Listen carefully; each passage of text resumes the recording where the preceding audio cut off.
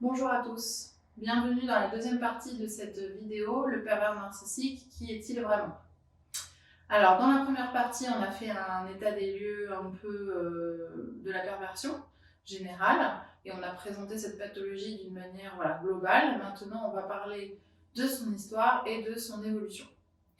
Alors pour parler de perversion, il faut en effet parler de l'évolution du narcissisme. Dans l'histoire du narcissisme, au XIXe siècle, c'est tout d'abord une exaltation de soi-même devant un miroir, l'onanisme.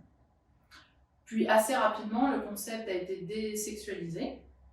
Dans les années 70, Paul-Claude Racamier, psychiatre et psychanalyste français qui travaillait sur la psychose, lui, a donné une valeur et des qualités différentes. Il chasse le sexuel pour mettre en valeur la notion de comportement et des liens indissociables. C'est dans la relation avec autrui, donc l'autre, que tout se passe. Le lien à la base de cette notion est que la sexualité peut servir à dominer les autres. C'est ça qu'il faut retenir. Paul-Claude Racamier a donc été le pionnier du concept de perversion narcissique. C'est lui qui l'a identifié.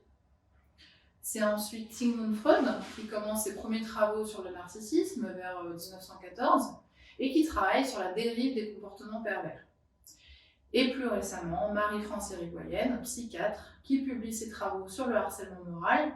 On l'a vu dans la première partie depuis 1898. Et son dernier livre, paru l'année dernière en 2019, Les narcisses ont pris le pouvoir. Voilà. Alors le narcissisme, pourquoi ce mot? Bien, avant la psychiatrie, il faut remonter encore plus loin dans la mythologie grecque avec le mythe de Narcisse. Narcisse était réputé pour sa grande beauté autant que pour son égoïsme et sa vanité. En grandissant, Narcisse, d'une beauté exceptionnelle, avait tout pour être aimé, mais trop fier, il repoussait prétendants et prétendantes, dont la nymphe Écho, qui demanda au ciel de le punir avant de mourir de désespoir, isolé au fond des bois. Le destin de Narcisse tourne alors au tragique. Némésis, la déesse de la vengeance, fait désespérément tomber amoureux Narcisse de lui-même. Un jour qu'il s'abreuve dans une source, Narcisse observe son reflet dans l'eau et en tombe amoureux. Cela lui est fatal. Son image ne put lui rendre son amour, en effet. Et donc il finit par dépérir et se transforme en fleur, la narcisse, et fan. Voilà, donc on est remonté un peu dans les temps pour mieux comprendre la perversion narcissique, mais aujourd'hui, le narcissisme, qu'est-ce que c'est?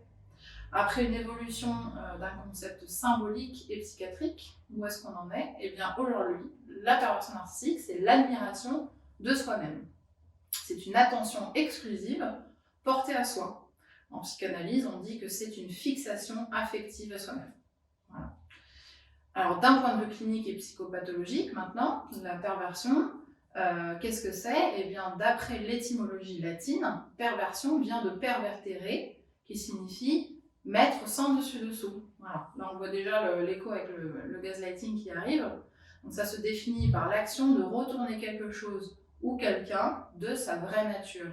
C'est le renversement de l'évidence ou de l'ordre des choses. En 1989, le psychanalyste français Alberto Heger précise que la perversion narcissique agit comme un prédateur qui cherche à détruire l'identité de sa proie et par la manipulation et la prédation morale. Ce psychiatre identifie aussi que la perversion est une pathologie du lien. Donc c'est une pathologie qui ne peut s'opérer que dans une danse à deux. Voilà, avec un complice qui mord à l'hameçon de la dépendance affective, et derrière lui un pervers destructeur, caché et invisible, d'où l'image souvent de la marionnette et des films. Voilà.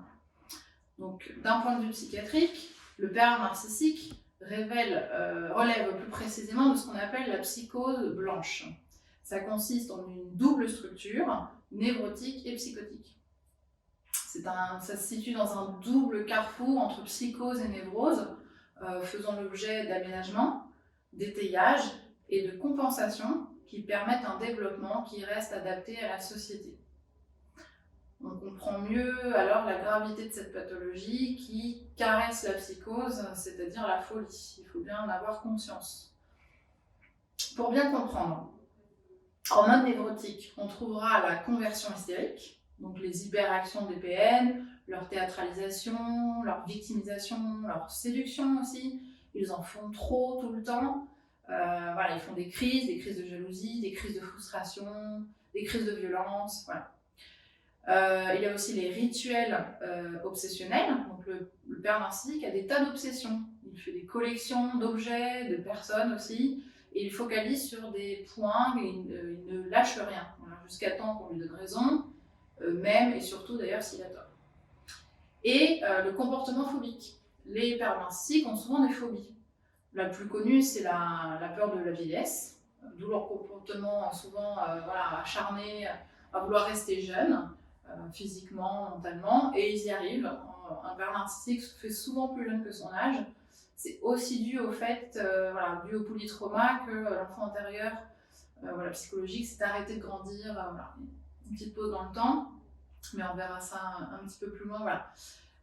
Et donc, certaines personnes, par exemple, comme les surdoués, les personnes à haut potentiel, voient cet enfant intérieur en fait piégé, qui pleure et qui s'est arrêté dans le temps. Donc, c'est un des soucis, justement, c'est un des points qui peut garder une victime dans la relation d'emprise, justement, comprendre l'autre. Mais on y reviendra un peu plus tard.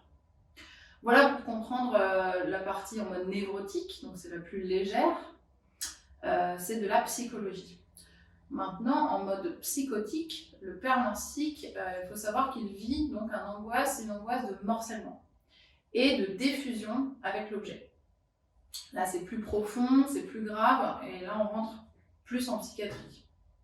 Dans ce mode psychotique, il y a à la base l'hypothèse de ce qu'on appelle un traumatisme désorganisateur précoce, au sens affectif. Donc une frustration très vive, une éminence de perte de l'objet, qui interviendrait entre une constitution suffisamment consistante de l'objet, nécessaire pour sortir de la préorganisation psychotique, et la constitution de l'Oedipe, donc préalable cette fois-ci à la préorganisation névrotique. En d'autres termes, la perversion narcissique est un émoi pulsionnel intense, survenu dans un état encore trop mal organisé, pas assez développé dans ses adaptations et ses défenses, ce qui oblige l'enfant à faire appel à des mécanismes de défense plus archaïques, plus primaires, plus animaux en fait, plus coûteux et plus psychotiques que le refoulement, qui lui est un mécanisme de défense névrotique.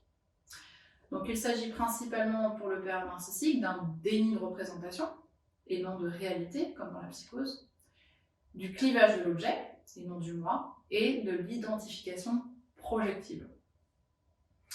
Alors, pour ceux qui cherchent les causes, on en parlera en troisième partie, les traumas des pères narcissiques, il peut y en avoir, mais le traumatisme précoce n'est pas forcément un événement précis, il faut le savoir, ou clairement situé dans le temps.